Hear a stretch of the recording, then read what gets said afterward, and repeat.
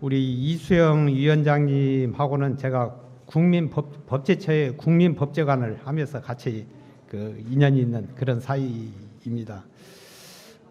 오늘 아무튼 여러 전문가들의 고견을 잘 듣도록 이렇게 하겠습니다. 지금부터 이수영 정책과 입법연구소 위원장님께서 인공지능 초연결 사회에 어떻게 나아갈 것인가 라는 주제로 약 30분에 걸쳐서 주제 발표를 해 주시겠습니다. 이수영 위원장님 모시겠습니다.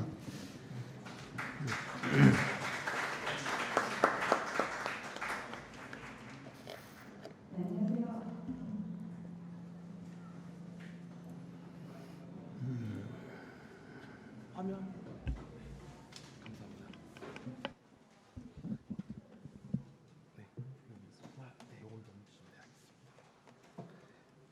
네, 반갑습니다. 앞서 소개받은 정책과 입법연구소 의장 이수영입니다.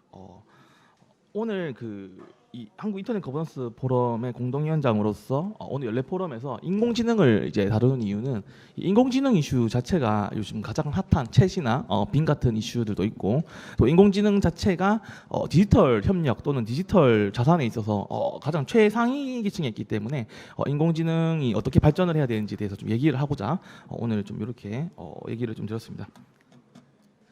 우선 연결이 좀 되기 전에 좀 간단하게 얘기를 좀 드리겠습니다.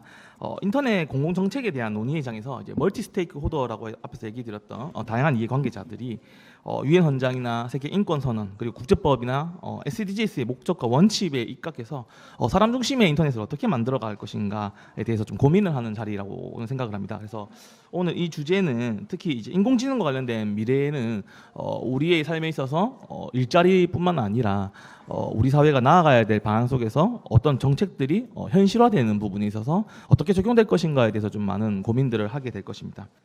우선 저는 그 인사혁신처에서 이제 적극행정과 정부혁신을 강의하고도 있고, 과기정통부와 이제 인터넷 소사이어티라고 하는 그룹에서 디지털 정책을 좀 다루고 있습니다. 여러분이 생각하는 인공지능 사회는 어떤 모습일까요? 네. 유토피아일 수도 있고, 지옥문이 열린 걸 수도 있습니다. 네. 사실 우리가 만들어가는 인공지능 이 정책들은 사실 우리가 어떻게 하는지에 따라서 이제 바뀔 거라고 저는 생각을 합니다. 플랫폼 그리고 모빌리티 그리고 디지털 헬스케어에 이르기까지 모든 영역에서의 부가가치를 이제 일으키는 핵심 기술이 바로 인공지능입니다. 이러한 인공지능은 결국에 디지털 혁신을 이끄는 대전환의 본질이고 바탕이라고 할 수 있을 것입니다. 그러나 인공지능은 아시다시피 사생활 침해라던가 감시 체제의 이제 발생 그리고 편향적인 판단 오류 같은 문제들이 계속 야기되고 있습니다. 영화 터미네이터에서는 이제 인공지능과 로봇이 결합돼서 이러한 첨단 무기가 결국에 전쟁이라든지 살상 무기로 악용될 수 있는 부분들을 경고하기도 했었습니다. 따라서 오늘날의 인공지능 정책들은 결국에 산업의 경쟁력 측면만 볼 것이 아니라 기술 발전에 대비해서 역기능을 이렇게 어떻게 이제 방지할 것인가, 최소화할 것인가에 집중해야 된다고 생각합니다. 우선 이 포럼은 이제 다양한 전문가 그리고 이제 시민분들이 온라인과 오프라인으로 참석하고 계시기 때문에 앞서 가지고 인터넷 거버넌스와 인공지능이 어떤 관계가 있는지에 대해서 좀 설명을 드리도록 하겠습니다. 인터넷 거버넌스는 유엔에 있는 2003년, 2005년 두 차례에 걸친 정보 사회를 위한 티니스 아젠다라고 하는 합의된 문서에 의해서 정의되었습니다. 말씀하신 것처럼 멀티 스테이크 홀더리즘, 정부, 민간, 시민 사회가 각자의 역할을 가지고서 인터넷의 발전 그리고 활용을 위해서 공동의 원칙, 규범, 의사결정 절차를 개발하고 적용하는 것으로 규정하고 있습니다. 과거에는 인터넷 주소 자원과 관련된 기술 활동, 정책 활동들만을 의미했습니다. 하지만 인터넷이 우리 삶의 전방위적으로 이제 확대됨으로써 인터넷 기술을 바탕으로 해서 정치, 경제, 사회, 문화, 총체적 관리 시스템을 의미하는 용어로 바뀌게 되었습니다. 따라서 인공지능과 인터넷 거버넌스는 결국에 수평적 관계에서 멀티 스테이크 홀더들이 정책을 결정하는 과정이라고 생각해 주시면 될 것 같습니다. 그래서 인터넷 거버넌스의 이슈는 상당히 많습니다. 보시는 바와 같이 정보인권, 그리고 사이버 보안, 지식재산, 개인정보 보호 이런 이슈들이 상당히 많습니다. 대부분 디지털 기술이 도입됨에 따라서 관련되어 있는 법적, 정책적 이런 신기술과 내용들이 대부분입니다. 아시다시피 신뢰할 수 있는 인터넷이라고 하는 것은 기본적으로 보안 문제와 좀 연결되어 있습니다. 그리고 인공지능이 제대로 된 기능을 하기 위해서는 양질의 빅데이터들이 많이 필요합니다. 왜냐하면 아시다시피 데이터 자체가 판단에 미스가 있으면 인공지능이 분석을 하더라도 결국에 그 판단이 오류로 발견시켜질 수밖에 없기 때문에 양질의 빅데이터가 소중해진다라고 얘기할 수 있을 것이고요. 또 이 데이터라고 하는 대부분의 정보들은 이 개인 정보에 좀 일부분이 이제 되어 있습니다. 따라서 이런 부분들을 어떻게 활용할 것인가 또는 어떻게 보호할 것인가에 대한 이슈들이 있기 때문에 인터넷 거버넌스가 상당히 이제 넓은 범위의 이슈라고 이제 얘기 드릴 수 있을 것 같습니다. 그렇다면 우리가 왜 인공지능에 대해서 논의해야 되느냐? 인공지능이 가지고 있는 파급력은 상당합니다. 기술 발전에 따라서 30년 경제와 일자리 그리고 서비스 전체를 변화시킬 거라고 합니다. 맥킨지 보고서에 따르면 현재 3배 이상의 경제적 파급력이 있다고 하고 있습니다. 결국에 이 디지털화와 인공지능의 확대라고 하는 부분들은 결국 산업 전체를 재편시키고 이 산업 재편에 따라서 시장 질서도 바꾸게 될 것입니다. 시장 질서가 바뀌면 결국에 규제도 바뀌게 되는 것이죠. 또 이런 문제에 있어서 이 사회 문화 전체적으로 심대한 변화가 좀 초래되고 있다고 이제 얘기 드릴 수 있을 것 같습니다. 인공지능이 도입이 되면 보시는 바와 같이 약 13조 달러라고 하는 말도 되지 않는 금액에 기여를 해서 연평균 1.2%의 성장에 기여할 수 있다고 보고되어 왔습니다. 결국에 인공지능 기술이 어떻게 도입되는지에 따라서 경제 격차라고 하는 부분들이 10%에서 15% 정도 벌어질 수밖에 없다고 하는 겁니다. 결국에 인공지능은 이 패러다임 시스템을 변화시켜서 트랜스폼, 혁신과 변화를 계속해서 요구하게 될 것입니다. 그렇다면 우리가 처해 있는 대내외 환경은 어떻습니까? 보시는 바와 같이 미중 갈등이 심각해져서 외교 안보에서조차 반도체를 비롯한 기술 패권 경쟁이 심각해지고 있습니다. 결국 국제 정치 시스템이 불안하게 되면 이는 유동성이나 공급망의 불안정으로 이어지기도 합니다. 또 우리는 저출산과 고령화 이런 이게 문제들에 직면하면서 결국에 지방이 소멸되는 위기에 당장 직면했고요. 결국에 농협 부양비나 복지 비용의 증가 같은 내재적 문제들도 가지고 있습니다. 또한 기후변화 같은 경우는 심각성이 더욱더 더해져서 결국에 탄소 중립적인 정책들을 이제 펼칠 수밖에 없고 결국 이것이 기업에게 부담으로 작용할 수밖에 없는데 그럼에도 불구하고 기후 문제를 해결하지 않게 되면은 우리가 상황을 더 나빠지게 할 수밖에 없는 문제들도 있습니다. 심지어 최근에 서울에서 이제 그 물난리가 났지 않습니까? 홍수가 좀 났었습니다. 결국 재난과 재해 전체가 복잡화되고 있고 이런 것들은 더욱더 우리의 대외적 환경을 어렵게 만들고 있다 이렇게 생각을 할 수 있을 것 같습니다. 그래서 우리는 기존 산업에서 디지털 전환을 좀 통해서 신산업도 창출하고 결국에 사이버 보안이라든지 디지털 격차라든지 이런 것들을 또 해소하는 여러 정책들이 필요할 것이라고 생각합니다. 실제로 이제 보시는 바와 같이 미국, 중국, 독일, 일본 같은 주요 선진국들은 인공지능을 혁신 성장 전략으로서 바라보고 있습니다. 우리나라도 보시는 바와 같이 디지털 뉴딜 정책이라던가 인공지능의 국가 전략 등을 이제 발표하면서 국가가 나아가야 될 인공지능 정책의 방향에 대해서 이제 얘기를 하고 있는 것입니다. 그래서 이 인공지능은 결국에 미래 세대의 삶을 어떻게 바꿀 것인가, 미래 세대의 삶의 질을 어떤 식으로 결정할 것인가를 가름짓는 주요적인 정책이라고 할 수 있는 겁니다. 그래서 전 세계 국가들 대부분이 주요 국가들 대부분이 인공지능 정책에 관심을 가지고 인공지능에 투자하기 위해서 노력하고 있다 이렇게 얘기 드릴 수 있을 것 같습니다. 우리 사회는 이제 인공지능으로서 이제 많은 삶의 변화를 겪고 있습니다. 결국에 자율주행차의 도입으로써 교통의 혁신이 일어나고 있고 인공지능에 기반해서 스마트 팩토리가 만들어지고 결국에 제조나 농업기술 전체에 변화를 일으키고 있는 것입니다. 교육에서도 에듀테크 기술이라는 것이 발전하면서 결국에 일반적인 교육이 아니라 개인에게 맞춤형된 온 디맨드된 서비스들이 부상하고 있는 것입니다. 결국에 이 높은 창의성도 요구되고 있는 기계학습 그리고 딥러닝이 필요 없다고 판단되었던 문화예술조차도 이제 그렇게 바뀌고 있는 겁니다. 그래서 인공지능 같은 경우는 이제 보시는 바와 같이 국가가 결정되지 않는 정책들에 의해서 인공지능 전체가 우리 사회 전체에 영향을 미치기 때문에 그런 부분에 있어서 국가의 안보와도 좀 직결되어 있다 이렇게 얘기를 할 수도 있을 것 같습니다. 보시는 바와 같이 인공지능 기술의 국방 분야에서의 활용 가능성도 상당하고요. 또 보호무역주의와 같이 인공지능과 같은 국가의 신기술들이 보호주의 형태로 나아가게 되면 기술의 확산이라기보다는 기술의 저해 그리고 이 기술을 통한 어떤 접근의 차단 이런 문제로 좀 이어질 수 있기 때문에 더욱더 인공지능 정책들이 중요하다고 할 수 있을 것입니다. 그래서 우리는 이러한 이 사회 변화에 맞춰 가지고 심지어 여기 그 세무사님도 오시고 변호사님도 오셨습니다만 이 앞에서 얘기했던 것 중에서 제일 심각한 문제는 전문 영역, 의료, 법률, 교육까지 이 우리의 인공지능을 통한 일상들이 많이 바뀌고 있다는 얘기입니다. 의료 같은 경우에는 과기정통부에서 닥터 앤서라고 해서 의료 빅데이터에다가 인공지능 분석을 통해서 희귀성 질환이라던가 또는 이제 노인성 치매 같은 질병들을 이제 밝히는 원인 규명을 하는데 이제 많이 쓰고 있습니다. 결국에 이제 의사들의 업무 영역을 침해한다라는 이제 비판까지 있죠. 하지만 저는 반대로 의사들은 치료 행위에 집중하고 원인 규명은 인공지능이 분석함으로써 보다 나은 또는 복잡하고 단순화된 이런 업무들은 이제 인공지능이 할 수 있으면 더욱더 양질의 복지 서비스도 제공되고 이로 인해 가지고 실제로 그 의료 비용이 좀 감소되는 부분들도 있을 거라고 생각합니다. 마찬가지로 법률 파트도 마찬가지죠. 우리 국민들 대부분은 헌법의 주인입니다. 법의 주인이죠. 하지만 법률 용어가 어렵고 법을 통해서 도움을 받기는 상당히 어려운 부분들이 있습니다. 그래서 저는 이런 인공지능 기술들이 보편화된다면, 전문 영역에서 보편화된다면 1차적인 차원에서는 간단한 이제 법률 상담 정도는 인공지능이 할 수 있을 거라고 생각을 합니다. 그렇다면 이제 인공지능 기반 사회에서 제일 중요한 것이 무엇이냐라고 물을 수 있겠죠. 저는 바로 사람이라고 좀 생각합니다. 인공지능 초연결 사회는요, 사람과 사물 그리고 기술이 접목돼서 함께하는 사회입니다. 보시는 바와 같이 인공지능 바탕 위에서 스마트 시티라던가 스마트 팩토리, 자율주행, 그리고 3D, 그리고 커넥티드 홈까지 이어지게 됩니다.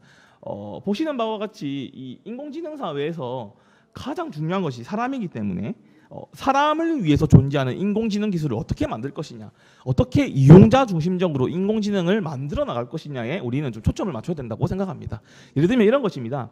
스마트 시티가 필요한 부분들은 이제 이런 것과 연계되어 있을 수 있습니다. 스마트 시티는 모든 것들이 자동화되는 서비스들입니다. 근데 우리가 기후변화라는 문제에 직면했을 때 어떻게 대처해야 되느냐라고 한다면 저는 더 나빠지지 않게 해야 된다는 부분들도 있다고 생각합니다. 더 나빠지지 않게 하려면 어떻게 해야 되느냐?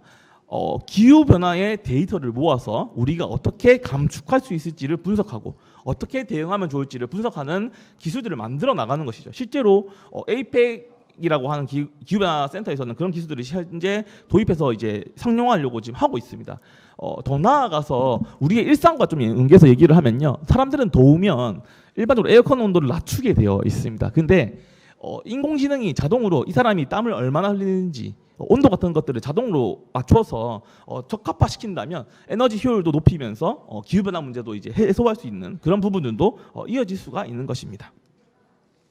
그래서 인공지능 스마트 시티의 미래가 결국에 스마트 이코노미, 디지털 경제와 좀 연계되어 있고 이런 디지털 경제를 활용하는 스마트 피플들이 있어야 될 것이고 결국에 스마트 거버넌스, 이런 사회 문제, 특히 인공지능 정책을 결정하는 데 있어서 정부 혼자서 단독으로 결정하는 것이 아니라 오늘 이 자리와 같은 인터넷 거버넌스의 시스템에 의해서 멀티 스테이크홀더리즘에 의해서 정책이 결정되고 이용자의 편의를 증진하는 식으로 나아가야 된다, 이렇게 생각을 하고 있습니다. 저는 사실 이런 좀 얘기를 좀 드리고 싶습니다. 오늘 그 소규호 부회장님께서 오셨는데 소규호 부회장님은 행안부 쪽에서 재난 관련된 부분에 있어서 전문가십니다. 근데 이 재난 문제가 발생했을 때 우리는 결국에 훈련이라는 것들이 많이 필요하거든요. 근데 그런 부분에 있어서 증강현실들을 이용해서 모의 소방 훈련 같은 것들을 활용하거나 또는 인공지능을 바탕으로 해서 예를 들면 이제 물이 부족한 지역들을 예측해서 그 지역을 사전에 도와주는 그런 식으로 이제 대처를 하게 된다면 결국에 인공지능이 우리 사회에서 사람을 위해서 이용할 수 있는 부분들이 상당히 많다고 생각합니다. 또 반면 이러한 인공지능 기술들이 집합 건물에 적용된다고 했을 때 오류가 발생하지 않도록 하는 것이 중요하겠죠. 오류가 발생해서 만약에 건물이 무너지는 이런 문제들도 없어져야 될 것입니다. 그래서 저는 인공지능이 양면적인 측면이 있다고 생각하는데 인공지능 기술을 사람을 위해서 이제 어떻게 활용하는가에 저는 이제 인공지능 기술 정책이 어떻게 발전할 것인지에 핵심 키워드가 있다고 생각을 합니다. 근데 저는 좀 이런 얘기도 같이 드리고 싶습니다. 인공지능의 판단은 늘 옳을까요? 네, 대부분 사람들이 늘 옳아야 된다라고 생각할 것입니다. 공정할 거라고 기대할 것입니다. 근데 실제로 인공지능은 객관적이지 않은 데이터를 가지고 있는 경우, 예를 들면 가짜뉴스 같은 것들이겠죠. 데이터가 양질이 아닌 경우에 한해서 결국에 차별이나 편향, 불공정, 비도덕성의 문제들을 야기하게 됩니다. 실제 사례를 보면요, 그 미국에서 온라인 미인 대회라는 것들을 했었습니다. 근데 온라인 미인 대회를 했을 때 인공지능이 누구를 주로 이쁘다고 표현했을까요? 예, 백인과 흑인 중에서 어느 쪽이라고 생각하십니까?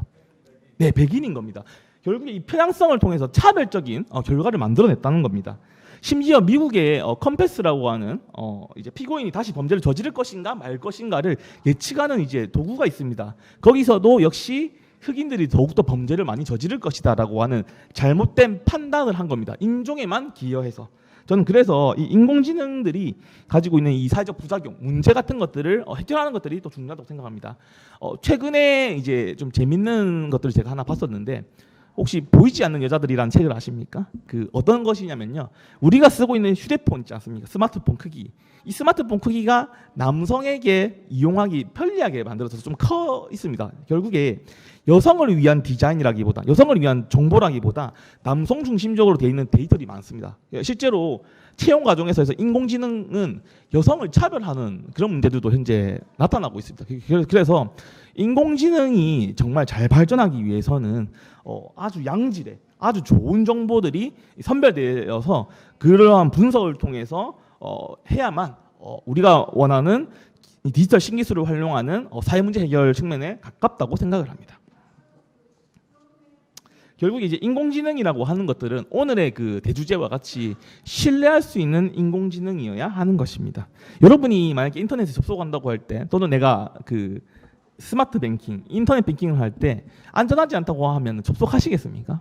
안 하실 거잖아요, 사실. 저는 이런 부분들에 좀 맞닿아 있다고 생각합니다. 결국에 인공지능은 우리가 신뢰할 수 있어야 된다. 보안이 취약한 인터넷을 접속할 수 없듯이 인공지능에도 가치가 편향적인 데이터에 의해서 신뢰할 수 없는 문제, 이런 것들은 결국 사람 중심의 인터넷을 만들 수 없다고 생각합니다. 실제로 해서 미국이나 EU 그리고 OECD 같은 경우에도 신뢰할 수 있는 인공지능을 만들기 위해서 규범이라던가 기술 같은 것들을 고민했었습니다. 공통적으로 인공지능에 있어서 법적 내용보다는 약간 윤리적인 부분, 그리고 보안의 안정성 같은 것들을 위주로 해서 합의를 도출했었고요. IBM이나 MS, 구글 같은 경우에도 신뢰성을 바탕으로 해서 공정성, 강건성, 프라이버시, 투명성, 책임성 등의 개발 원칙들을 이제 얘기했었습니다.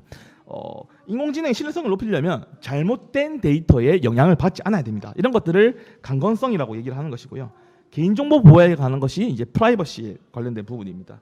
또 인공지능이 왜 이렇게 판단했는지를 설명할 수 있어야 되는데, 이런 것들을 이제 설명 가능성, 설명할 수 있는 근거 같은 것들을 되는 것들을 얘기합니다. 또 이제 특정 집단이나 계층들을 차별하지 않도록 하는 결과적인 공정성도 필요하다고 생각합니다. 또 인공지능이나 알고리즘 같은 경우에는 활용 과정에서 투명성이 이제 보장되어야 되는 것이죠. 예를 들면 이런 겁니다. 인공지능 기반을 이제 제공할 때에 민감한 정보들을 수집하는 경우가 가끔씩 있습니다. 예를 들면 위치 정보 같은 것들이 될 수 있겠죠. 근데 이런 것들은 투명하게 공지해야 됩니다, 이용자에게. 그리고 이 자동화된 의사결정에 의해서 앞에서 얘기 드렸던 것처럼 채용 과정에서 여성을 차별하는 데이터에 의해서 여성이 인위적인 탈락을 했다면 거기에 대해서 정보 접근에 대한 부분들, 그리고 부족한 정보들을 정정하거나 개선하는 그런 부분들도 필요하다고 생각합니다. 저는 그래서 조금 잠시 돌아와서 얘기를 좀 드리겠습니다. 의료 인공지능에 대해서 좀 얘기를 할 텐데요. 저는 현재 인공지능 기술들이 분명히 유용한 부분이 많습니다. 하지만 인공지능에게 모든 것을 맡겨서는 안 된다고 생각합니다. 인공지능은 보조기구죠. 어떤 판단을 내릴 때 또는 의료행위나 법률적 판단을 할 때 참고를 할 수 있는 것입니다. 결국에 최종 결정은 사람이 해야 된다고 저는 생각합니다. 그래야만 사람이 가지는 이런 공감 능력, 그다음에 인적 네트워크, 그리고 사람이 가질 수 있는 그런 윤리적인 문제, 이런 것들을 같이 종합적으로 논의할 수 있다고 생각을 합니다. 결국 이제 AI의 본질은 또 알고리즘이라고 합니다. 이 데이터 학습을 통해서 결국에 개발자가 원했던 그런 편향적이지 않은 데이터를 만들려고 했는데 늘 개발자의 의도에서 벗어날 가능성이 항상 존재한다는 것입니다. 예를 들면 이런 것이죠. 인공지능을 활용해서 우리 사회 문제를 해결하려고 했었는데 앞에서 얘기 드렸던 것처럼 딥페이크, 가짜 영상으로 이제 가짜 뉴스를 이제 산포한다거나 또는 기술적인 혼란들을 좀 내려고 하는 부분들이 상당히 있습니다.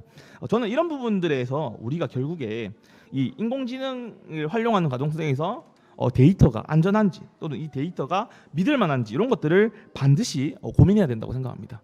또 이런 얘기를 좀 드리고 싶습니다. 인공지능 산업이 성장하려면 어떻게 해야 되느냐? 인공지능 기술이 사람을 위해서 일하게 하려면 어떻게 해야 되느냐라고 하면 저는 인공지능은 빙산의 일각이라고 생각을 합니다. 인공지능과 관련된 여러 기술들이 있습니다. ICT나 과학기술, 그리고 양질의 빅데이터, 개인정보 보호, 그리고 ICT 관련된 인프라들, 그리고 정책과 입법, 소프트웨어, 하드웨어, 클라우드, 인터넷에 이르기까지 이러한 모든 정보들이 종합적으로 안정적이고 공정하고 접근이 유용하고 이런 식으로 반영되지 않는다면 인공지능 기술의 발전은 없다고 생각합니다. 쉽게 말하면 이런 겁니다. 기초가 탄탄하지 않은데 인공지능 기술이 발전하는 데는 어려움이 있을 수밖에 없다. 그럼 어떻게 해야 되느냐? 인공지능 기술이 발전하기 위해서는 앞에 빙산 밑에 있는 이런 기술들도 같이 성장하고 바꾸고 혁신할 수 있고 이 기술들에 대해서 필요한 제도들을 지원하고 보호하는 부분들이 상당히 많이 필요하다고 생각을 합니다.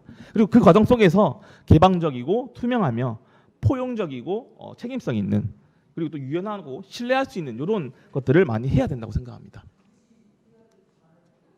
여러분한테 좀 질문을 추가적으로 좀 드리고 싶습니다. 정말 어렵고 흥미로운 질문인데요.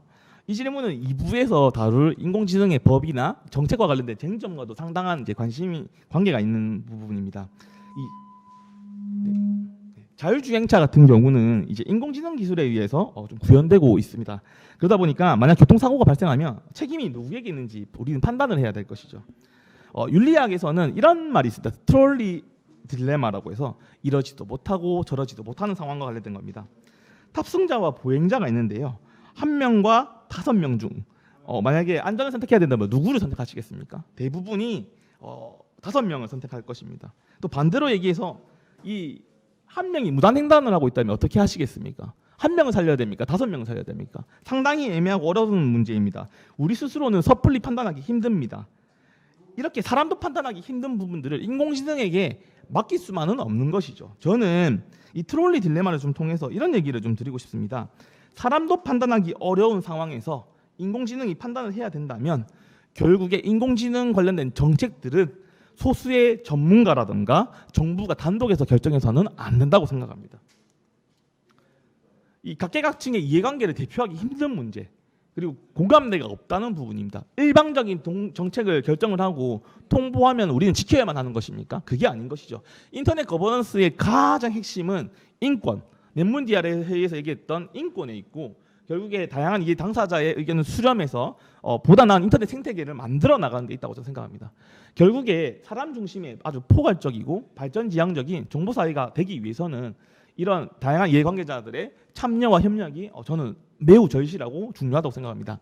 오늘 포럼에서 이 유스트랙 같은 경우에도 우리는 이제 다양한 이해관계자라고 했을 때 청년들도 빼놓지 않기 위해서 이번 포럼에서는 진짜 특별하게 진짜 구성을 하는데 심혈을 좀 기울였습니다. 저는 그래서 이 정책 결정 과정에 참여하고 이 정책 결정 과정에서 영향을 행사할 수 있도록 오늘 같은 이 자리가 많이 확대돼야 된다고 생각합니다. 정부는 보다 미래지향적이고 지속가능한 국가 전략을 개발해야 됩니다. 그리고 사회가 바뀌면 바뀔수록 새로운 기술들이 도입되면 될수록 사람을 위협하는 부분들이 분명히 있습니다. 예를 들면 이런 것이죠. 작년에 저희가 했었던 섹션인데 메타버스 내에서 성추행 어떻게 할 것이냐 이런 문제가 있었습니다. 결국에 소비자를 어떻게 보호할 것인가의 문제를 국가는 고민해야 될 것입니다. 또 소송 이외에 이 아주 극단으로 가는 소송 이외에 분쟁을 조정이라든지 중재 같은 제도들을 좀 도입을 해서 사회 전체적인 통합을 좀 이제 요구하는 부분들도 이제 필요할 것이고요. 기업들은 이 SK 같은 회사들이죠. 인프라 같은 것들을 잘 구축하고 또 콘텐츠를 생산해내면서 이런 기술들을 보편화시키는데 좀 더 집중해야 된다고 생각합니다. 이 시민사회 같은 경우는 이러한 정부와 기업의 활동들에 있어서 프로젝트 조언자이자 모니터링의 당사자로서 역할들을 해줘야 된다고 생각합니다. 저는 이 법과 제도를 설비하면서 우리가 규제 혁신이라고 하지 않습니까? 또는 법령 정비라고 합니다. 시대 변화에 부합하지 않는 정책과 제도가 존재할 때에 기술은 발전할 수가 없습니다. 결국에 이 법과 정책들은 걸림돌이 아니라 디딤돌로 이제 형성해야 되는 것이고 결국에 저는 민간의 영향을 이렇게 제한하지 않으면서 또 인공지능 기술이 더욱더 사람을 위해서 일할 수 있도록 하려면은 이런 정부와 기업, 시민사회와 같은 다양한 이해관계자들이 적극적으로 참여해서 이 정책들을 만들어 나가는 과정이 더욱더 중요하다고 얘기할 수 있을 것 같습니다. 그래서 오늘 인공지능에 대한 사례나 이런 인공지능 정책의 방향이 왜 중요한지에서 얘기를 드리면서 인터넷 거버넌스 형성 과정에 오늘 이 자리에 계신 모든 분들께서 적극적으로 참여하시기를 좀 당부드리고 싶습니다. 또 이런 얘기를 좀 드리고 싶습니다. 이 보편적 설계 원칙이라고 하는 유니버셜 디자인인데요. 제가 작년에 OGP라고 해서 열린정부 파트너십이라는 데서 이제 베리어 프리라고 하는 이제 정책을 좀 이제 관심 있게 보았습니다. 이 베리어 프리는 어떤 것이냐면 장애인들이 예를 들면 이동 같은 것들을 할 때에 우리가 이게 문에 턱걸이 같은 게 있으면 접근이 어려워지지 않습니까? 근데 그 턱걸이를 없애면 어떻게 되겠습니까? 장애인들도 편리하고 사람들도 편리한 겁니다.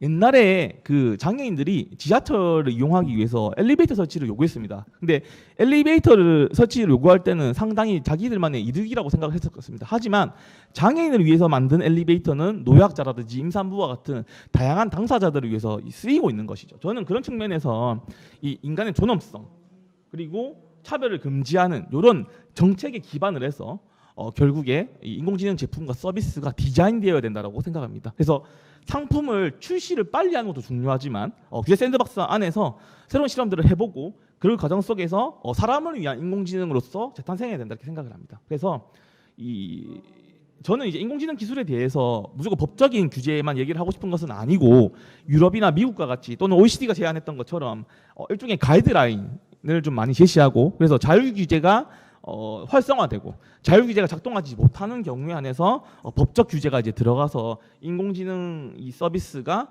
우리 사회 전반에서 우리 사회 문제를 해결하는데 좀 이용됐으면 하는 생각이 있습니다.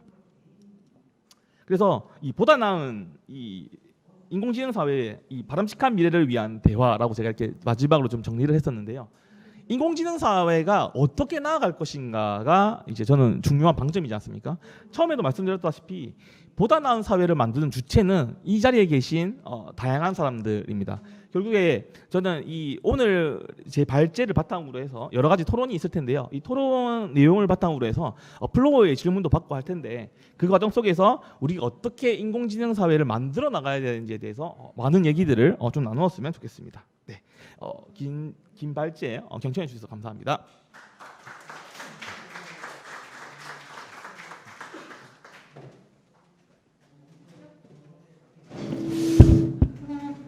네, 이수영 위원장님 발제 감사합니다.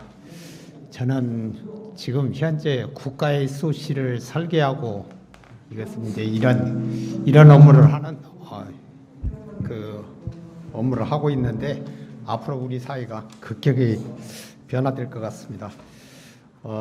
오늘 우리 훌륭하신 선생님들이 토론자로 참여를 해주셨는데 바쁜 일정상 여기에 참석하지 못하고 온라인으로 참석하신 분이 계십니다.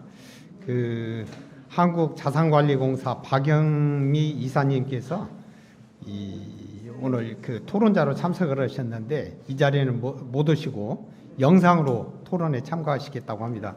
먼저 박영미 이사님의 토론을 듣도록 하겠습니다. 박영미 이사님, 네. 말씀해 주시면 됩니다. 말하면 됩니까? 예. 감사합니다. 계속 하겠습니다. 예. 그래서 우리 이수영 선생님께서 이야기하신 사람 중심의 포괄적인 발전 지향적 정보사회라고 하는 이 비전을 공유하는 것이 굉장히 의미 있다고 생각합니다. 저는 이제 세 가지 점에서 이야기를 하고 싶은데요.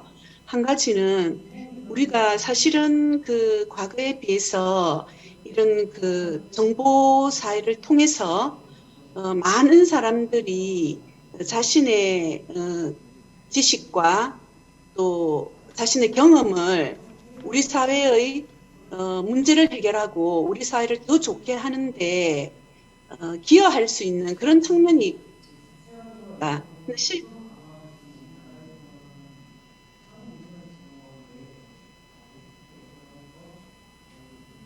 중간에 자꾸 무슨 이야기가 들리니까 제가 계속 발언을 해도 될지 안 될지 잘 모르겠네요.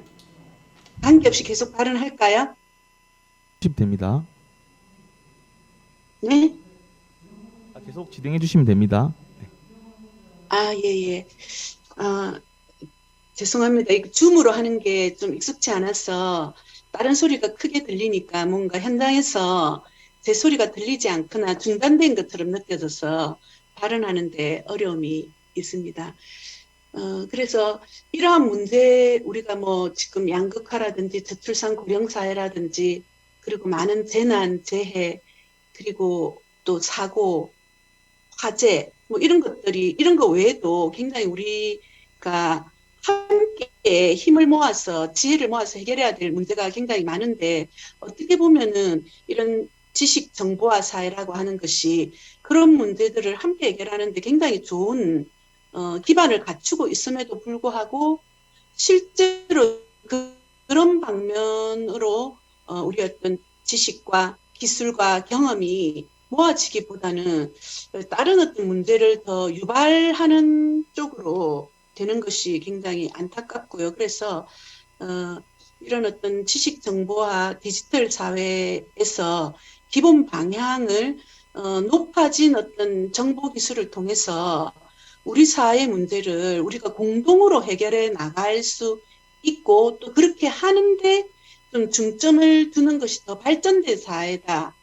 발전되어 가는 사회다라고 하는 그런 어떤 규정과 지향이 좀 뚜렷하게 되면 좋지 않겠나 생각합니다. 제가 왜 이런 이야기를 하나 하면은 우리가 이제 얼마 전에 AI 그 GPT 그 AI에 기반한 GPT가 나오면서 많은 유튜브나 이런 것들을 보면 GPT를 통해서 이걸 활용해서 어떻게 돈을 벌 것인가, 이거를 잘 이용하는 사람은 돈을 벌 것이고 이거를 잘 이용하지 못하는 사람은 굉장히 가난하게 될 것이다. 그래서 이거를 배워야 된다. 이런 이야기들이 굉장히 많은 거예요. 그래서 모든 어떤 디지털 기술들을 결국은 내가 돈을 많이 버는 것으로 이렇게 나간다는 거죠. 이렇게 된다라면은 우리가 그 초연결 사회에서 우리들이 하는 행동 하나하나는 전부 다 우리 사회에 영향을 끼칠 건데 그 사회를 구성하는 사람들이 우리들의 행동 하나하나가 연결되어서 우리 사회를 어떤 모습으로 갖고 가려고 할 때 우리의 행동 하나하나에 이것이 우리 사회에 어떤 영향을 줄 것인가, 그리고 우리 사회에 좋은 영향으로 가게 하려면 우리가 어떻게 해야 될 것인가 하는 것들을 염두에 두지 않고 어떻게 하면 내가 더 많은 돈을 벌 것이고 내가 어떻게 하면 우리 사회에서 더 높은 지위를 확보할 것인가, 이렇게 간다라면은 이 디지털 사회라고 하는 것이 이야기한 대로 더 좋은 사회라기보다 디스토피아로 가는 그런 길이 되지 않을까 이런 생각을 한번 해봤습니다. 그런 것 중에서 우리가 많이 이야기되고 있는 게 가짜 뉴스지 않습니까? 이 가짜 뉴스에 대해서 또 팩트 체크를 굉장히 활성화되고 있는데요. 그럼에도 불구하고 지금 현재의 그 팩트 체크는 주로 이렇게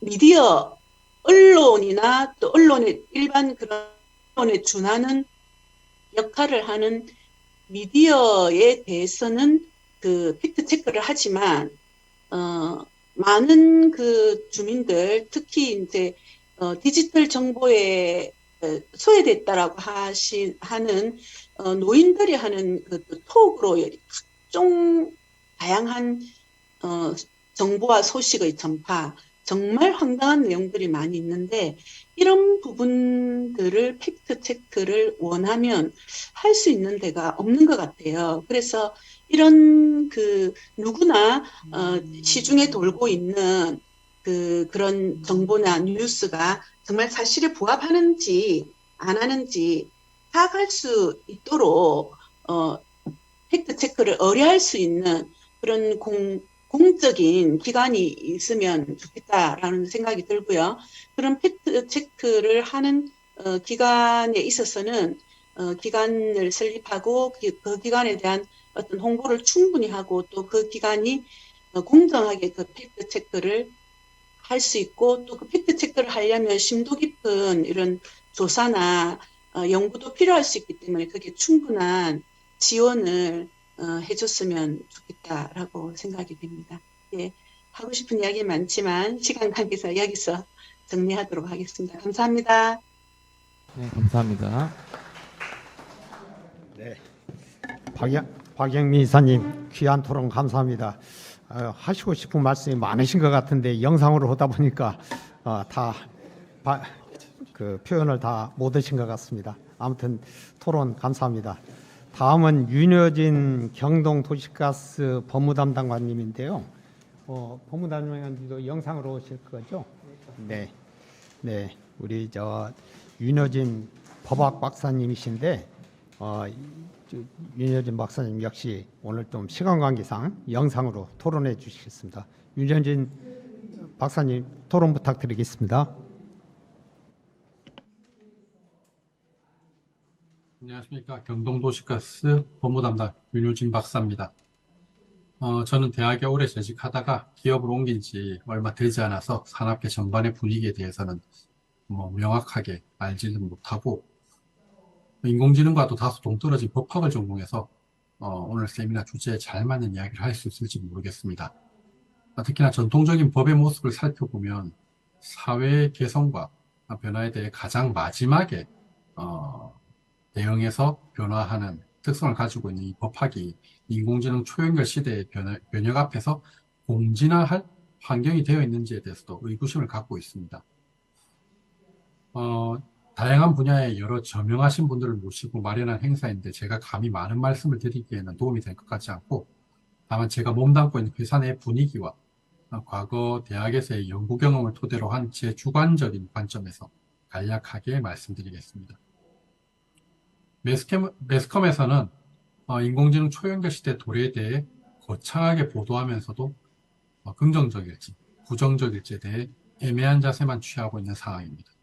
기업들도 이러한 정보들의 촉각을 세우고 나름대로 대응을 해오고 있지만 기업의 규모 등에 따라서 그 입장은 많이 다를 것이라 생각됩니다. 대기업들의 입장에서는 인공지능이 미래의 좋은 먹거리로서 새로운 기회를 창출하고 경쟁력을 강화하는 데 좋은 도구로서 활용할 가능성을 타진해보고 있을지도 모르겠습니다. 인공지능과의 초연결을 통해 새로운 제품과 서비스를 개발하고 새로운 비즈니스 모델을 창출하고 그리고 새로운 시장의 개척도 일구어낼 수 있을 것이라 생각됩니다. 또한 기존의 체제에 대해서도 운영의 효율성을 개선해서 비용을 절감할 수도 있을 것입니다. 그러나 중견기업, 중소기업, 소상공인들의 입장에서는 인공지능은 두려움의 대상으로 다가올 것입니다. 우선은 이러한 인공지능을 활용하기 위해 기존의 시스템을 업그레이드 시켜야 되는데 그 비용 및 시설 투자에 대해서 대기업 수준은 고사하고 각 기업들 간에도 편차가 심하거나 아예 시설 투자에 대해서는 엄두도 내지 못하는 곳이 생겨서 빈부의 격차가 생길 것이라는 우려의 목소리가 있습니다. 인공지능 초연결 시대에 부응하기 위한 초기 시설 투자가 막대한 비용이 예상이 되는데 향후 비용 절감의 효과로 이것을 상쇄할 가능성은 아직은 희박하다는 의견도 있습니다. 반드시 인공지능 시스템 도입이 우선되지 않더라도 인공지능을 활용한 개인의 다양한 활동이 현재 가능해지면서 기업 채용 과정에서의 부정적 영향을 걱정하는 견해도 있습니다. 최근 회사 내의 신입사원 채용 시에 자기소개서 작성 등의 챗GPT를 이용하는 부정행위를 그런 챗GPT를 이용하는 부정행위를 방지하는 방안이 팀장급 회의 안건으로 올라온 것을 보았습니다. 물론 챗GPT와 같은 인공지능을 이용할 경우 아직까지는 사람이 작성하는 것과 다소간의 차이가 나기 때문에 충분히 걸러낼 수도 있다고 하겠지만 기술 발전 속도를 감안하면 곧 그 부분은 장담할 수가 없을 것 같습니다. 아무래도 인성을 가장 중시하는 저희 회사의 분위기 때문에 그런 안건이 올라왔는데 인공지능 평가에 인공지능을 활용하는 것이 아니라 인공지능의 소가 엄한 인재를 채용하게 되는 부정적 사례가 나타날지도 모른다는 우려에서 나오는 안건인 것 같습니다. 과거 대학에서 학생 취업 프로그램을 설계하고 연구하면서 학생들의 태도, 언어 습관, 직무 이해도, 순발력 등을 인공지능이 측정하는 AI 면접 시스템 교육을 운영한 경험이 있습니다. 이러한 AI 면접 시스템을 도입하면서도 사실상 좀 의문점이 많이 생겼었습니다. 과연 AI 면접 시스템으로 기업이 요구하는 인재를 채용할 수 있을 것인가? 그다음에 기업의 인재상을 반영한 측정 기준을 학습한 인공지능의 신뢰도가 과연 높다고 할 수 있을 것인가? 이런 의문은 기업에 와서 더 증폭이 됐습니다. 물론 3, 4년 전 일이었기 때문에 지금은 이러한 의문에 대해서 기술적으로 충분히 극복되었을 거라 생각도 들지만 인공지능의 발전만큼이나 인공지능 면접 시스템의 패턴을 학습하는 대학생들의 테크닉도 함께 진화하고 있기 때문에 신뢰도는 여전히 좀 의문이라는 것입니다. 짧게 말씀드린다는 것이 인공지능의 부정적 내용과 한계에 대해서만 길게 말씀드린 것 같아서 좀 송구스럽습니다.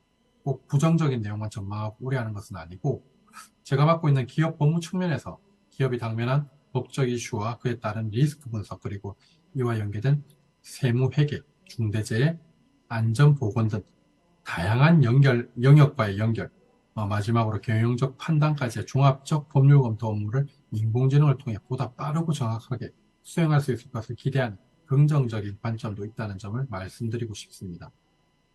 물론 이러한 인공지능의 활용은 앞서 말씀드린 초기 시설 투자가 관건일 것 같습니다. 그래서 국가와 기업의 경쟁력 제고를 위한 정부 차원의 지원이나 대학 및 지역사회 등과의 협력을 통한 기업 지원도 고려해 볼 필요가 있다고 생각합니다. 제가 말씀드릴 내용은 여기까지고요. 아무튼 오늘 행사 잘 치르시고 좋은 의견들 많이 나왔으면 좋겠습니다. 감사합니다.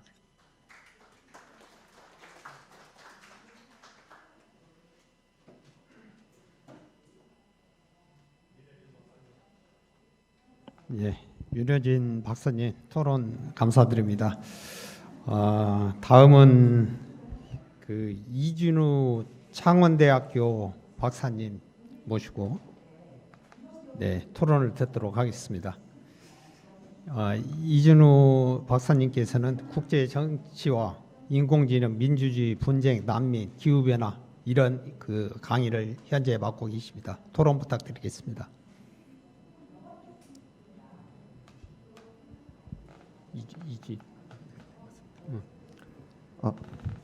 안녕하십니까. 창원대학교의 이진우 박사입니다. 만나 뵙게 돼서 너무나도 반갑습니다. 저는 인공지능 시대에 나타날 문제점에 대해서 한번 말씀을 드려보려고 합니다. 인공지능 시대에 나타날 가장 큰 문제점은 아무래도 우리가 먹고 사는 문제, 일자리 문제가 아닌가 이렇게 생각이 듭니다. 2016년도에 알파고하고 그 이세돌 구단에 대국이 우리에게 엄청난 충격을 줬습니다. 근데 6년 뒤 2022년도에 챗GPT가 등장하면서 우리는 더 큰 충격을 받게 됩니다. 그래서 우리가 인공지능 시대에 우리가 할 수 있는 일자리가 무엇일까? 이것에 대해서 우리가 좀 많이 고민이 많이 되실 겁니다. 근데 일자리가 많이 대체될 것 같습니다. 2016년도 기준에 예전에 옥스퍼드의 칼 페리 교수님은 이런 말씀을 하십니다. 이게 2016년도 기준입니다. 미국의 전체 직업 가운데서 47%에 해당되는 직종이 기계로 로봇으로 대체가 될 것이다. 이렇게 말씀을 하셨거든요. 근데 지금은 더 속도가 빨라질 것 같습니다. 그래서 지금 일하고 있는 절반에 가까운 사람들이 직장을 잃거나 인공지능이나 로봇에 의해서 일자리가 대체될 것으로 예상이 됩니다. 초기에 인공지능과 로봇이 발전하던 시기, 초기 시대에는 블루칼라, 그러니까 단순 노동 업종에서만 변화가 일어날 것이라고 생각했었는데 이제는 그렇지가 않습니다. 화이트 칼라 일들도 많이 대체가 될 것이고요. 그리고 지금은 그 전문 직종들도 굉장히 위협에 처해질 수 있다는 것이 요즘 이론입니다. 그래서 변호사 옆에 변호사님도 계시지만 회계사님도 계시지만 변호사님들 그리고 회계사 직종들도 조금 위험할 수 있다라는 의견들이 많이 나오고 있습니다. 근데 높은 수준의 창의성을 가지고 있는 예술 분야에서는 괜찮을 거다 이렇게 생각했었는데 그렇지가 않습니다. 아마 뉴스라든지 이런 것들 많이 보셨을 겁니다. 그래서 콜리타라든지 마이크로소프트사에서 그림을 그리는 인공지능을 개발을 했었는데 딥러닝을 통해서 네덜란드의 여러분들 렘브란트 화가 아시죠? 그 화풍을 똑같이 그려내고 있습니다. 그래서 예술 분야에서도 굉장히 이제 인공지능과 로봇에 의해서 대체될 수 있는 위험성이 크다라고 말씀을 드릴 수가 있습니다. 그래서 우리가 지금 인간과 인공지능이 인간이 일자리를 두고 무한 경쟁에 돌입을 했습니다. 그래서 아무래도 인공지능이 인간보다 우위를 점할 것으로 예상이 됩니다. 그래서 이것에 대한 우리가 대비책이 좀 필요하지 않은가 이런 생각들을 합니다. 그래서 많은 경제학자들, 노벨 경제학 수상자 바실리 레온티예프는 이런 말씀을 하셨습니다. 그러니까 여러분 예전엔 마차를 탔었습니다. 과거에는요. 한 18세기, 19세기 때는 마차를 탔었는데 자동차가 등장을 하면서 말이 그냥 필요가 없어졌듯이 인간도 인공지능에 의해서 대체가 될 것이다. 이렇게 말씀을 하셨거든요. 그리고 많은 미래학자들도 똑같은 이야기들을 하십니다. 그래서 인간이 인공지능에 의해서 대체가 될 것이다. 그래서 사람들이 이전보다 더 실업과 불평등 문제가 심각해질 것이다. 이렇게들 예상을 합니다. 그리고 계층 구조에 변화가 생길 거라고 얘기를 하거든요. 그래서 제가 그림을 보여드려야 되는데 혹시 이거를 혹시 올릴 수가 있습니까? 없나요? 네. 제가 그냥 그림으로 그리도록 하겠습니다. 여러분들.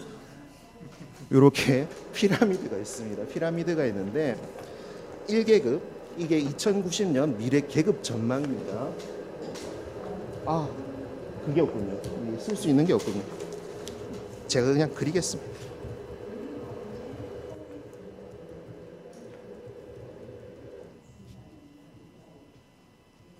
피라미드가 있는데 여러분들 1계급은 0.001% 요 1계급에 속하는 사람들은 어떤 사람들이냐면 인공지능이나 로봇을 가지고 있는 소유하고 있는 기업주들. 2계급은요 0.02%인데요. 요거는 정치인들. 3계급은 그냥 AI입니다. AI. 나머지 99.00%는 그냥 우리 일반인들은 그냥 4계급으로 전락한다라는 미래 전망이 나오고 있습니다. 이것을 4계급을 뭐라고 부르냐면 프레키아트 계급이라고 얘기를 합니다. 이렇게 되면 소득 분배에 굉장히 큰 문제가 발생을 할 것이고요. 소득 불균형 그리고 양극화 문제 때문에 사회가 좀 많이 불안해질 수도 있을 것 같다라고 예상이 됩니다. 그래서 이러한 문제를 해결하기 위해서는 죄송합니다. 기본소득 제도가 필요하지 않은가 이렇게 생각들을 해봅니다. 그래서 기본소득 제도를 위해서는 로봇세 부과에 대한 이야기들이 좀 많이 나오고 있습니다.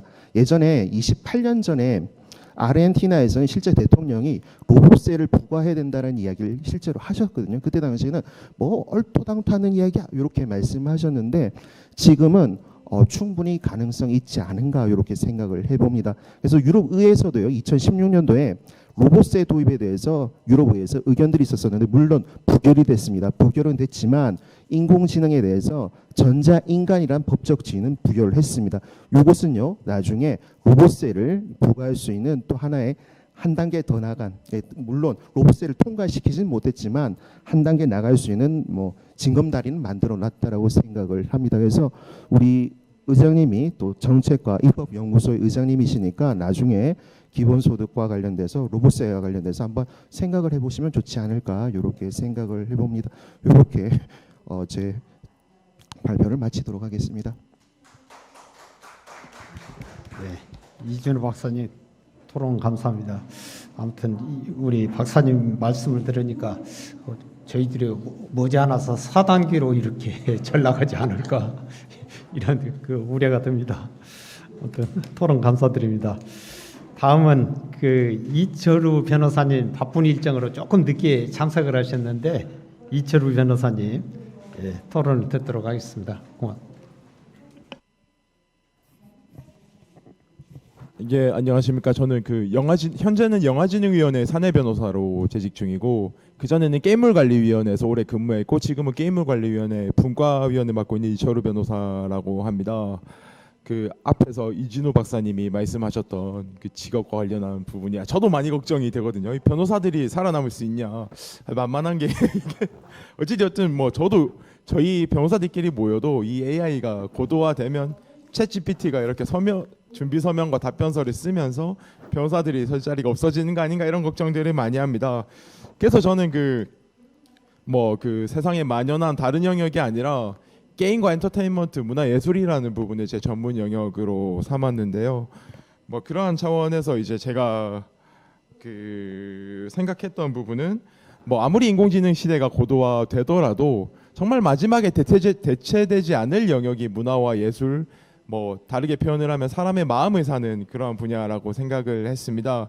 뭐 그러한 차원에서 뭐 제가 그 문화, 예술, 게임, 엔터테인먼트 분야의 변호사로서 이렇게 뭐 회의나 아니면 토론에 참석하면서 이제 겪었었던 경험들을 위주로 좀 그러한 부분에 대해서 말씀을 드리고 싶습니다. 최근에 국내 한 게임의 유저들이 굉장히 반발한 사건이 있었습니다. 게임 내에서 그 새로운 캐릭터가 판매가 됐는데 그 캐릭터 일러스트를 AI가 만든 거 아니냐라는 의혹이었어요. 사실은 뭐 이쁘게 그리기만 하면 문제가 되지 않는 거 아닌가 하는 생각이 들 수도 있는데 어쨌든 게임을 하는 이용자들은 이제 게임을 개발하는 분들이 열심히 노력을 해서 그 지불한 요금의 대가로 이렇게 게임의 그런 노력이 결과물이 산출되었으면 하는데 이제 뭐 성의 없이 AI가 그린 그림을 게임에 집어넣어서 뭐 돈을 날로 벌려 한다 이런 논란이 일었었는데 뭐 그런 부분에서도 이제 그 AI가 만들어낸 결과물 자체의 완성도가 아니라 누가 만들었느냐 혹은 그 창작물이 나오는 과정에서 뭐 그 인간이라고 하는 그 작가의 작품이나 개인적인 인생이 얼마나 녹아 들어가 있느냐 하는 부분 또한 결과물에 대한 평가에 영향을 미친다는 점을 이렇게 여실히 느낄 수 있는 부분이었습니다. 제가 그 최근에 베트남 여행을 다녀왔다가 어제 귀국을 했습니다. 베트남 여행을 가서 굉장히 놀란 게 여러분들 우버라고는 들어보셨겠지만 그랩이라고 하는 어플은 처음 들어보시죠? 그랩이라고 하는 어플이 이제 우버의 동남아 버전 싱가포르에서 만든 어플인데 뭐 그 우리나라의 카카오 택시와 배달의 민족과 뭐 무슨 택배 이런 걸 다 합쳐놓은 어플이라 생각하시면 됩니다. 그냥 그 수요자가 이용자가 그 어플을 켜서 어디서부터 어디까지 이동 거리만 찍습니다. 거리만 찍어서 뭐 태워달라고 해도 되고 짐을 옮겨달라고 퀵도 되고 뭐 배달을 그걸로 해달라 이런 식으로도 활용을 할 수 있는데요. 뭐 사실 그런 식으로 이제 수요자와 공급자를 이어주는 것도 하나의 연결이라고 해서 말씀을 드리는데 근데 이 그랩이라고 하는 어플이 그 한 10분 정도만 운행을 하면 지금 베트남에서 최저시급으로 인정되고 있는 금액의 두세 배를 벌어들일 수 있기 때문에 왜냐면 관광객들이 주로 사용해서 그래서 그 베트남에 갔을 때 이 거리 풍경은 이제 젊은이들이 뭐 일을 한다거나 뭐 이렇게 논다거나 하지 않고 전부 이제 인력거나 오토바이나 차 거리에 세워놓고 그랩 어플만 이렇게 하염없이 바라보고 있더라고요. 뭐 관광객들 공항에 한번 태워주거나 뭐 배달 몇 건 하면 하루 종일 일하는 것보다 더 많은 돈을 벌 수 있으니까 그래서 막 그 길거리에 거기서 유니폼도 나눠주는지 그 옷을 입은 사람들이 이렇게 뭐 활보하고 있는 모습들을 보면서 참 이게 그 사람과 사이를 연결하는 기술이라는 게 이렇게 사회의 모습을 바꿀 수 있구나라는 생각을 느꼈습니다. 뭐 특히 그리고 그 어느 분야보다 우리 뭐 게임 분야가 재택근무가 가장 활성화되어 있는 분야일 텐데요. 뭐 그런 부분도 마찬가지입니다. 직장과 혹은 여러분들이 원하지는 않겠지만 상급자와 직장과 나를 어디서나 연결시켜 줄 수 있다는 그 기술의 발달이 재택근무라는 새로운 형태를 가져온 거잖아요. 그런 부분에 주목해 본다면 이 연결 그리고 인공지능이 사회를 얼마나 많이 바꾸게 될까에 대한 이런 기대감을 갖게 합니다. 하지만 반대일 수도 있습니다. 뭐 사실 초연결 사회라고 하는 단어에서 저는 약간의 기시감을 느꼈는데 뭐 한 2000년대 후반인가요? 2010년대인가요? 유비쿼터스라는 말이 유행어가 이렇게 돌았었던 적이 있어요. 뭐 그것도 이제 뭐 사물 인터넷을 의미하는 건데 마치 이게 뭐 그 기술이 뭐 실제로 접목이 돼서 우리 사회를 좀 바꾸기도 했지만 그런 부분보다는 그때 당시에 투자의 광풍이 불었었거든요. 뭐 이 닷컴 버블이나 뭐 제가 뭐 그렇게 나이가 들지는 않았습니다. 어쨌든 뭐 닷컴 버블이나 아니면 뭐 바이오 열풍 혹은 작년에 게임주들에 불었던 P2E 열풍, 블록체인 열풍 이런 부분과 마찬가지로 물론 우리 사회를 많이 바꾸겠지만 이런 인공지능과 초연결 사회가 가지고 오는 변화가 그 투자의 소재가 되기 때문에 과대평가된 부분도 저는 분명히 존재한다고 생각합니다. 뭐 그래서 이제 뭐 갑자기 돌아가서 이제 제가 맡았던 가장 큰 족적을 남긴 사건이라고 한다면 우리나라의 최근에 정치권에서 논란이 많이 일었죠. 코인 게이트, P2E 게이트라고 하는데 P2E 게임이라고 하는 형태의 게임이 우리나라에 유통되는 걸 막은 사건을 제가 수행하면서 욕을 엄청 먹었거든요.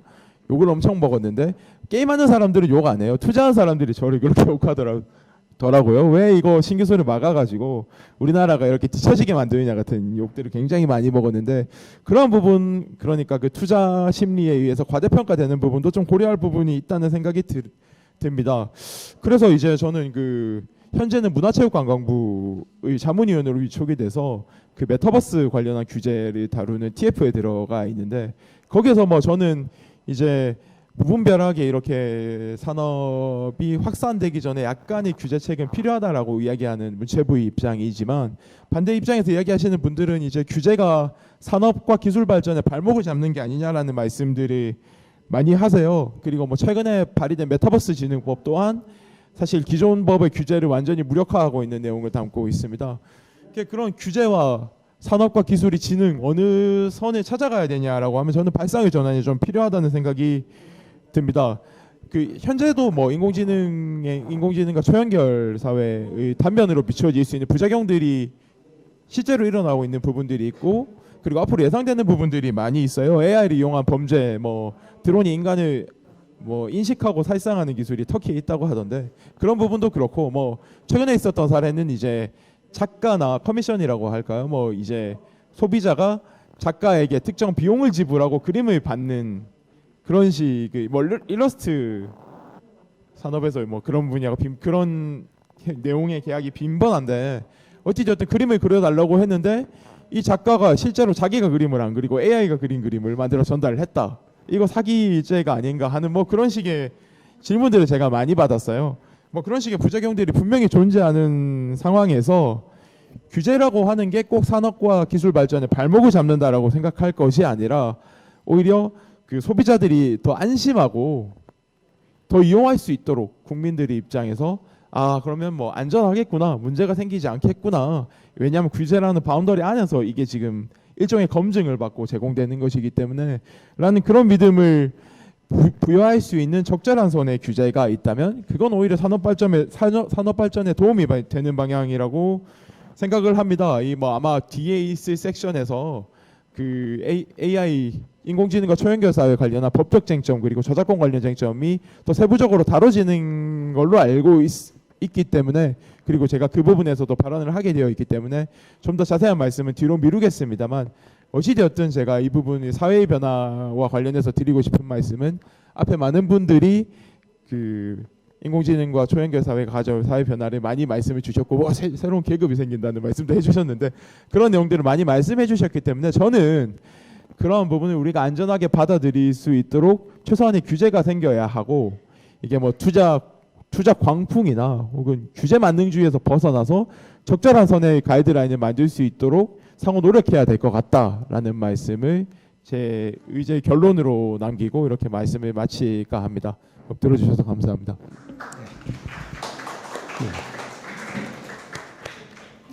네, 이철우 변호사님 실증적 사례를 기반으로 좋은 토론 감사드립니다.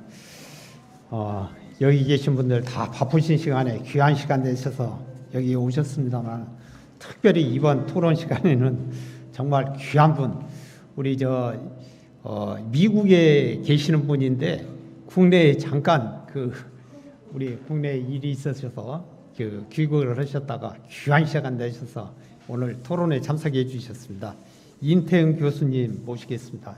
인태영 교수님께서는 세계은행 컨설턴트로도 계셨고 또 여러 정책과 혁신 분야에 많은 관심을 가지고 계신 분입니다. 인태영 교수님 모시도록 하겠습니다. 토론 부탁드립니다.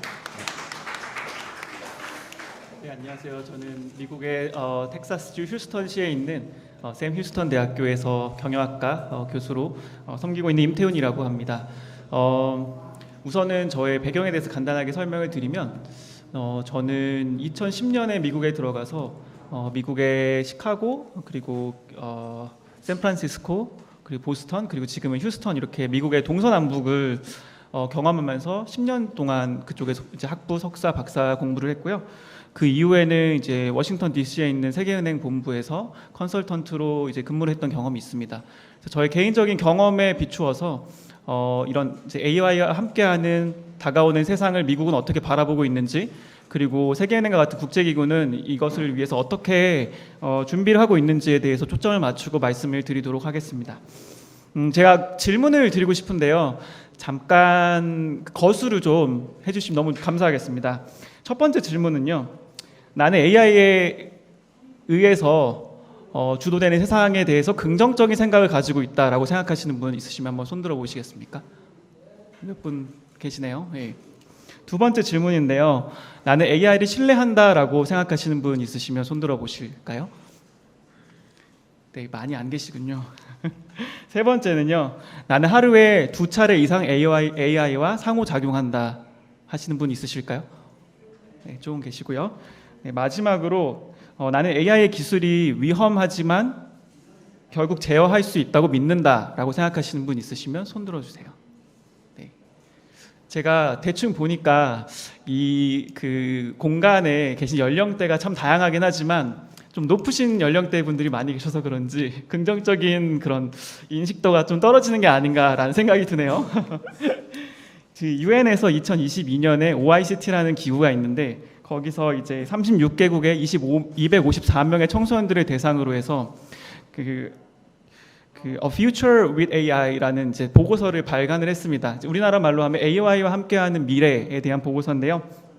제가 생각해도 굉장히 놀랄 만한 설문조사 결과가 있었습니다. 첫 번째 질문, AI에 대한 인식이 긍정적이라고 답변한 청소년의 비율은 93.2%였습니다. 그리고 AI를 신뢰한다고 답변한 청소년들이 68%였고요.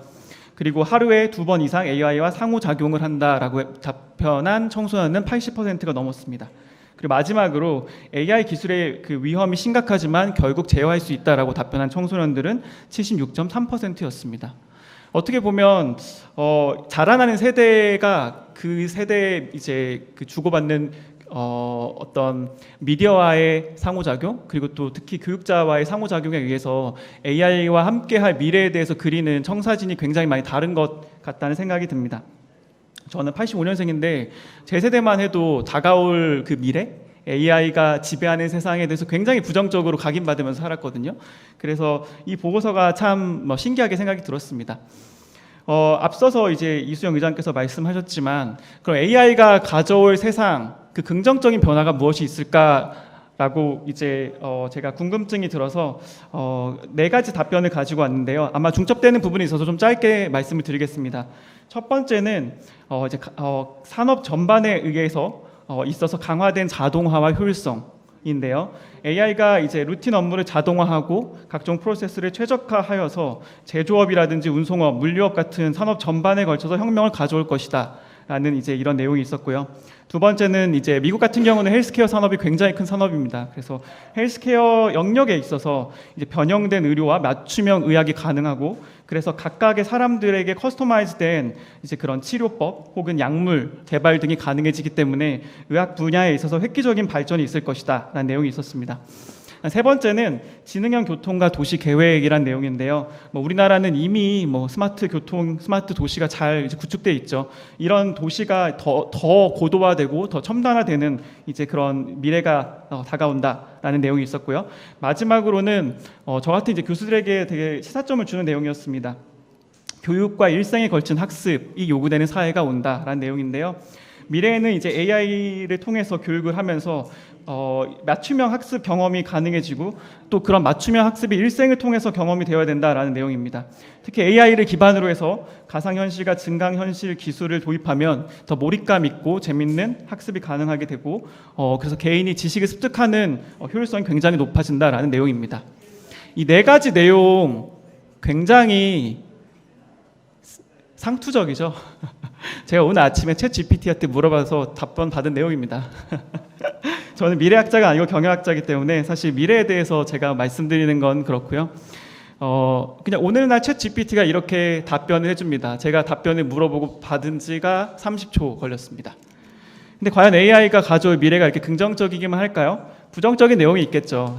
그래서 또 공정해야 되기 때문에, 공평해야 되기 때문에 앞서 부정적인 질문은 챗 GPT에게 물어봤고요. 두 번째 질문은 구글 바드한테 물어봤습니다. 바드는 3가지 내용을 답변했는데 다 나왔던 내용이에요. 일자리가 감소한다, 개인 프라이버시가 침해된다, 그리고 군사적 사용에 우려감이 있다. 모두가 다 우려하고 있는 내용입니다. 그죠? 저는 이제 교수로서 대학교에서 학생들을 가르치면서 개인적으로 이제 경험했던 내용들을 나누는 게 저에겐 더 의미가 있을 것 같아서 제가 그냥 다른 사람들이 하는 이야기, 어떤 교수, 어떤 학자가 이야기하는 내용 말고 그냥 제가 경험한 내용을 말씀을 드리겠습니다. 저는 텍사스주의 휴스턴시에 있는 라이스 대학교라는 곳에서 이제 경영학 박사과정을 했습니다. 한국에서는 잘 알려지진 않았지만 라이스 대학교는 미국의 10대 대학교 중에 하나고 남부에서는 가장 이제 명문인 대학교입니다. 저희 학교 같은 경우는 1년에 1,000명만 받아서 소수 정예로 키우는 학교고요. 부모의 소득이 1억이 넘지 않으면 전액 무료로, 1억이 넘으면 전액 무료로 가르쳐주는 학교입니다. 미국의 공화당의 산실인 텍사스주, 그 중에서도 이제 가장 큰 도시인 휴스턴에서 이 미국 공화당의 유력한 자제들, 명문가의 자제들이 공부하는 그런 학교인데요. 제가 미국의 동서남북에 있는 학교들 다 다녀보고 남부로 지금 내려와서 느낀 건데, 근래에 미국에 있는 이 명문 사립대 학생들은 굉장히 특이한 특징이 있는데 모두가 다 컴퓨터 공학을 전공하려고 합니다. 저희는 이제 전공을 선택하고 들어가는 게 아니기 때문에 들어와서 학생들이 이제 전공 과목을 몇 개를 듣고 시험을 봐서 그 전공을 선택하게 되는데, 학생들이 너무 몰리니까 컴퓨터 공학과에서 시험을 봐서 줄을 세우고 잘라냅니다. 그렇게 잘린 학생들이 이제 의대를 준비하고 약대를 준비하는 그런 시대가 도래를 했습니다.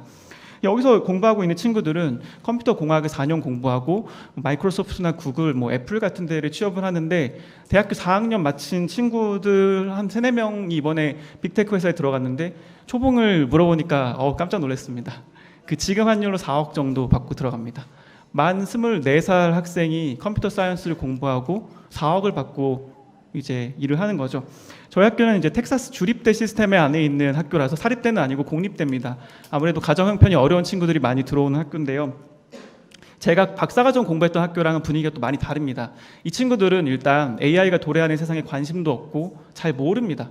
그리고 이제 그나마 좀 불안하니까 본인이 투자자로서 마이크로소프트라든지 구글, 애플, 페이스북 이런 회사들의 주식을 어떻게든 모으려고 그런 정도의 추세에 있는 것 같습니다. 저희의 주제가 이제 다가올 미래에 대해서 어떻게 준비할 것인가라는 내용이라서 제가 개인적으로 학생들한테 이야기하는 내용을 좀 소개하고 싶습니다. 앞서서 교수님께서 설명해 주셨지만 AI가 도래하는 세상은 그렇게 저는 아름답지만은 않을 거라고 생각을 합니다. 아까 이제 앞서서 이제 4계급 말씀하셨잖아요. 그게 제가 알기로는 2010년대 초반에 유럽연합에서 나온 보고서의 내용을 기반으로 하는데요. 아까 말씀하신 1계급이 이제 AI를 소유한 기업, 자본가들이죠. 두 번째 계급은 정치인이라고도 하셨는데 AI가 따라잡을 수 없는 엔터테인먼트, BTS 같은 연예인들이 이제 2계급에 속하고요. 3계급은 AI 자체다 이렇게 말씀하셨던 것 같은데, 이제 4계급이 99.997%에 해당하는 우리 같은 사람들을 의미합니다. AI에 의해서 직업이 대체당하고 정부가 주는 이 AI 세금 로봇세를 도입해서 거기서 받아내는 보조금으로 우리에게 주는 그냥 생계형 어떻게 보면 기본소득으로 살아가는 사람들이겠죠. 그래서 제가 학생들에게 항상 이야기를 하는데요. 다가올 시대에 너는 얼마나 준비가 되어 있니? 다가올 시대에 여러분들 준비가 되어 있다고 자신하시는 분 한번 손들어 보실래요? 많지 않으실 거예요. 저도 내가 대체될 수 있겠지라는 생각을 하고 매일매일 살아가거든요. 그래서 AI 시대 여러분들의 그 역할에 대해서 객관적으로 한번 생각해 보시면 좋을 것 같습니다. 첫 번째는 생산자로서의 역할인데요. 스타트업을 한다든지 그런 이제 AI와 관련된 어떤 생산자로서 내가 성장할 것인지를 생각한다면 컴퓨터 공학, 컴퓨터 사이언스 아니면 데이터 사이언스 같은 이제 공부를 하셔야겠죠. 두 번째는 투자자로서의 나 자신을 바라보셔야 되는데, 1계급이 AI의 기업을 소유한 자본가라고 했잖아요. 우리가 AI 기업을 소유할 수 없다면 그 기업의 일부의 주식이라도 가지고 있는 게 이 다가올 세상을 살아가는데 조금은 낫지 않을까, 이런 이야기를 하고요. 세 번째가 모두가 생각하시는 것처럼 소비자로서의 나의 역할도 고민을 해보셔야 됩니다. AI를 이제 소비하면서 살 거거든요. 우리가 챗 GPT를 소비하고 구글의 바드를 소비하면서 할 건데 나는 소비자로서 얼마나 준비가 되어 있는가에 대해서도 고민해 보시면 좋을 것 같습니다. 저희가 얼마 전에 텍사스 주립대 시스템 안에 있는 모든 대학교 교수들이 모여가지고 이 챗 GPT 시대의 학생들을 어떻게 통제할 것인가라는 컨퍼런스를 한 적이 있는데요. 저는 통제라는 단어가 참 부적합하다 생각을 합니다. 결국 막든 막지 않든 학생들은 챗 GPT를 사용할 것이고요. 그리고 또 어찌 되었던 챗 GPT를 활용한 각종 보고서, 논문들이 쏟아져 나올 겁니다. 저는 그래서 학생들에게 과제를 내줄 때 챗 GPT를 사용하라고 합니다. 구글 바드를 사용하라고 합니다. 근데 여기서 문제는 어떤 내용이 나왔을 때 그 내용에 대한 검증을 학생들이 할 수 있는 능력을 키우게 해줘야 되는데 구글 바드나 챗 GPT는 사이테이션, 인용이 없습니다. 그래서 그 내용을 하나하나 인용을 찾아보면서 검증을 해라라는 게 저의 과제의 첫 번째고요. 두 번째는 구글 바드나 챗 GPT를 질문을 할 때 나온 답변들이 질문에 따라 다 달라집니다. 그럼 나는 얼마나 이 AI에게 질문을 잘할 수 있는가, 이런 질문을 잘해서 어떻게 응용할 수 있는가에 대해서도 한번 고민해 보시면 좋을 것 같습니다. 마지막으로 영어는 모두에게 어려운가 봐요. 미국 학생들도 영어를 되게 못합니다. 보고서의 문법도 틀리고 단어도 틀리는데 챗 GPT가 기가 막히게 잘 잡아줍니다. 그래서 저는 항상 학생들에게 마지막은 챗 GPT에게 첨삭 받고 가져와 라고 이야기합니다. 네. 챗 GPT가 굉장히 그런 면에서는 저는 훌륭하다 생각을 합니다. 그래서 어떻게 AI를 잘 소비할 수 있을 것인지가 또 중요한 관건이라 생각하기 때문에 여러분들이 생산자로서, 투자자로서, 그리고 소비자로서 어떻게 이 AI 시대를 맞이할 것인지, 적어도 나는 아니더라도 내 자녀는 어떻게 키워나갈 것인지 한번 고민해 보시면 좋겠습니다. 시간이 없어서 짧게 마지막으로 국제사회의 역할에 대해서 살짝 말씀을 드리면요. 저는 한국이 AI 시대에 굉장히 중요한 국가 중에 하나를 생각을 합니다. 그렇지만 AI 시대는 지금 미국과 중국이 주도하고 있고 한국은 애석하게도 AI에 들어가는 주요한 장비인 반도체를 생산하는 데 유능한 국가 정도의 위치에 있는 것 같습니다.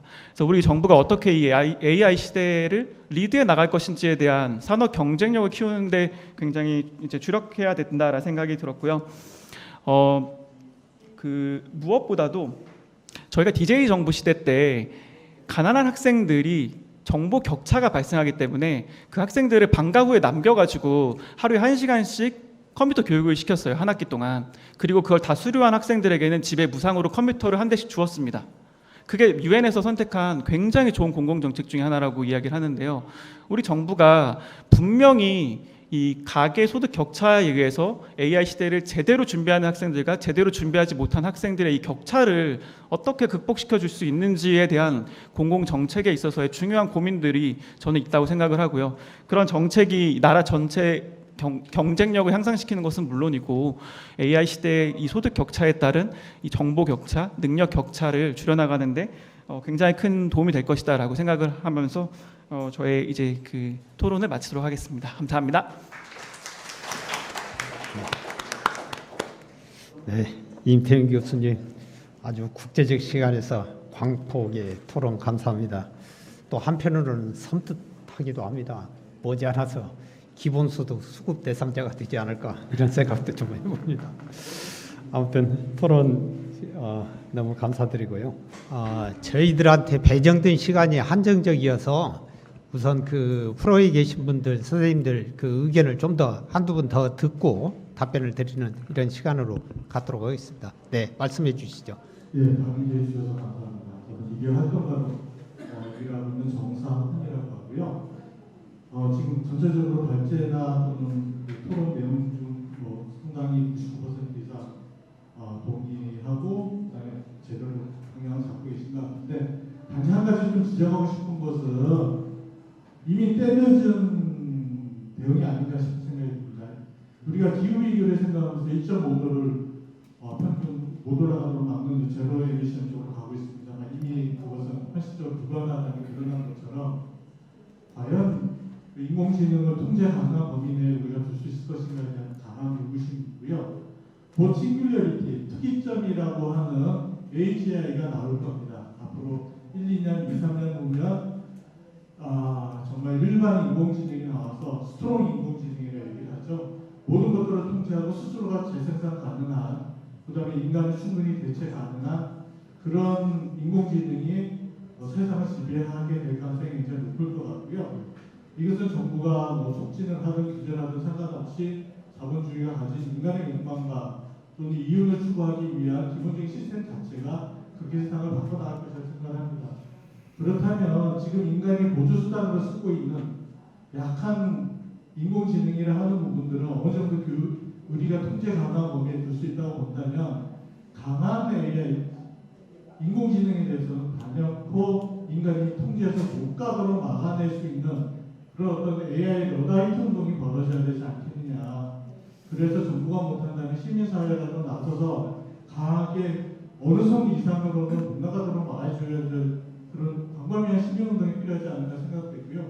마치 WHO가 유전자 조작을 할 때 인간에 대한 유전자 조작을 못하도록 그 전 세계적으로 막은 것과 마찬가지로 지금 그런 움직임들이 뭐 EU라든지 곳곳에 벌어지고 있는데 우리도 거기에 동조하는 노력들이 더 필요하지 않을까.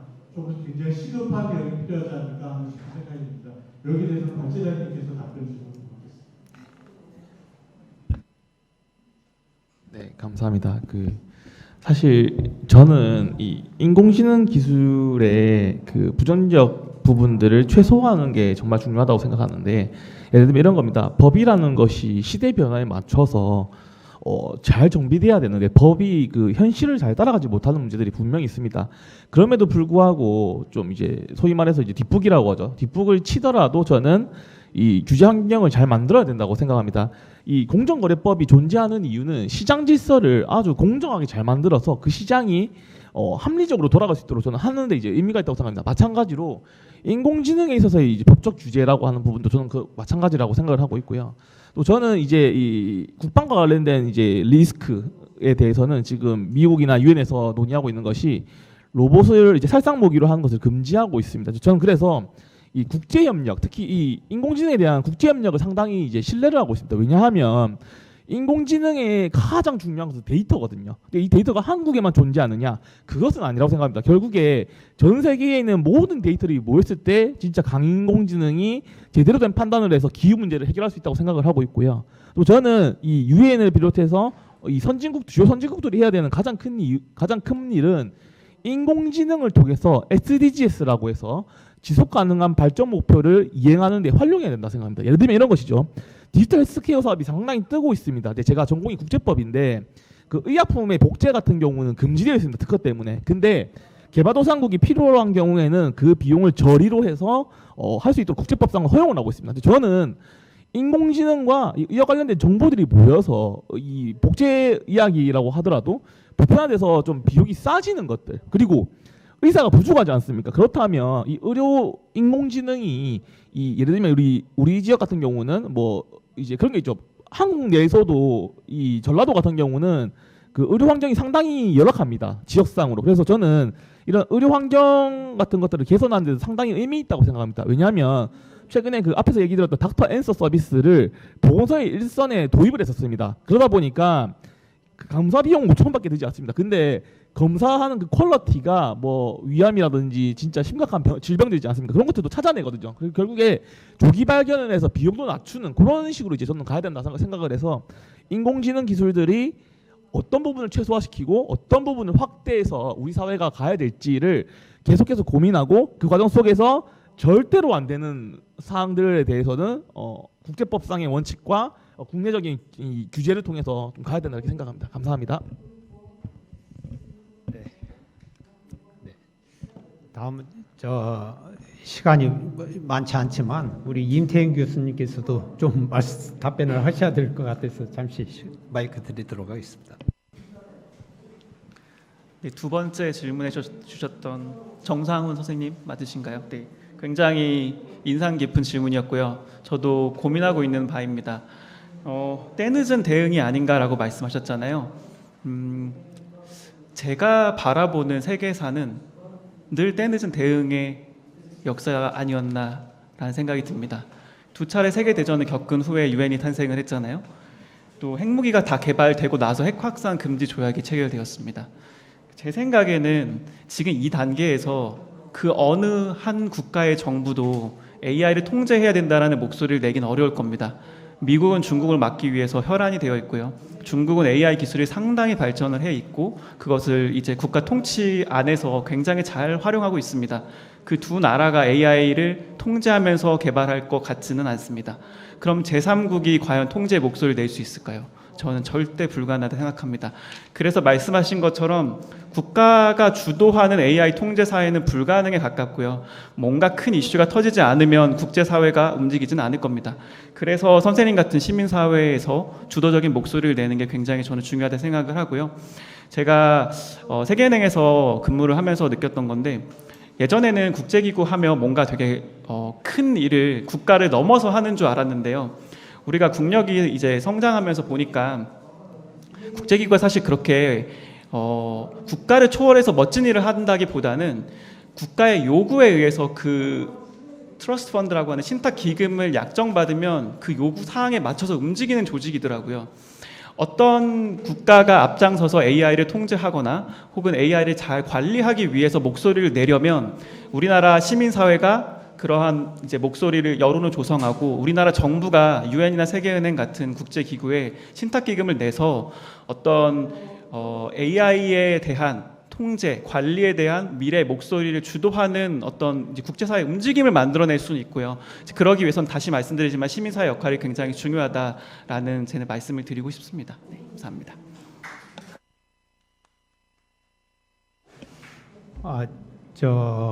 김경석 교수님 전체적으로 좀 요약해서 하실 말씀이 좀 있으실 것 같은데 어떻습니까?